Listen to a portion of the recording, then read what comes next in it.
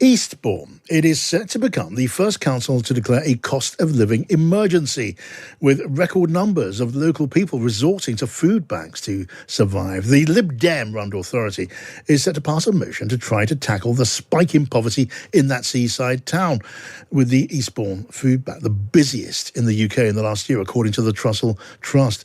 Let's talk to Josh Babarinde, who raised this motion. He's the Lib Dem councillor for Hampden Park. Josh, good afternoon to you. Good afternoon, John. Thanks for having me. Good to have you here, Josh. Can I ask you this first? Is there such a thing as a cost of living emergency in a local council area? Or is this a device, no doubt from your point of view for good reason, as you would see it, but is there such a thing?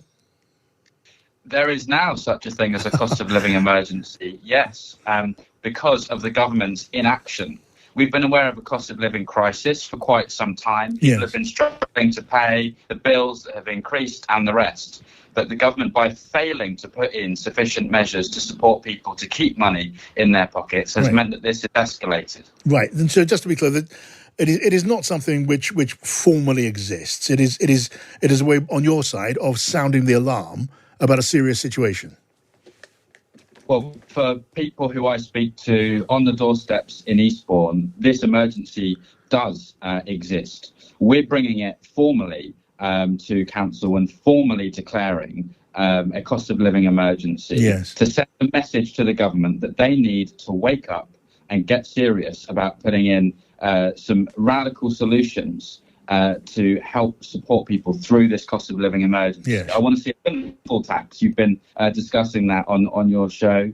Conservative MPs voted that down yesterday. I want them to reconsider. I want to see VAT cut by 2% for a year, again to keep money in people's pockets. And we have a large pensioner population in Eastbourne. We're blessed to have that. I want to see the pensions triple lock restored to support our pensioners through this crisis. And this is a means of declaring a serious situation in your area and drawing attention to it. Does any extra action on the part of the council go with this? Are you able or now planning to do something more by way of helping local people?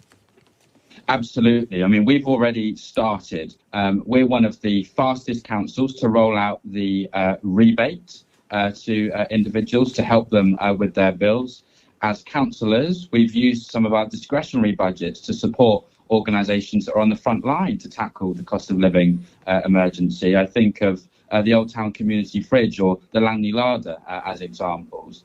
But also off the back of this motion, which has really generated a lot of interest in town and beyond, I'll be hosting a cost of living summit in Eastbourne, bringing together key stakeholders at the forefront of tackling this, to bring them together, to collaborate even more closely, and to send a united message to government that they need to step up, wake up, get out of their rarefied atmosphere where they're telling us to earn more money or get a new job or learn to cook or switch to value brands, and instead come down to the real world to understand what the real issue is. I wonder if you're talking to, or maybe even coordinating your actions and your statements with other local authorities, perhaps in your area, just to magnify the message.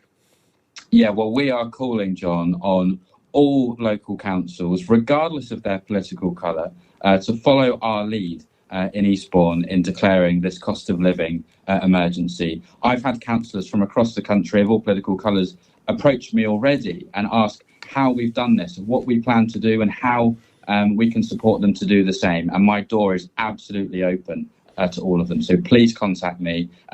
We're very, very happy for them to follow where Eastbourne leads. All right, thank you for joining us, Josh. That's Josh Babarinde, the local councillor in Eastbourne. Now, coming up here in this hour of the programme, shortly I'll be bringing you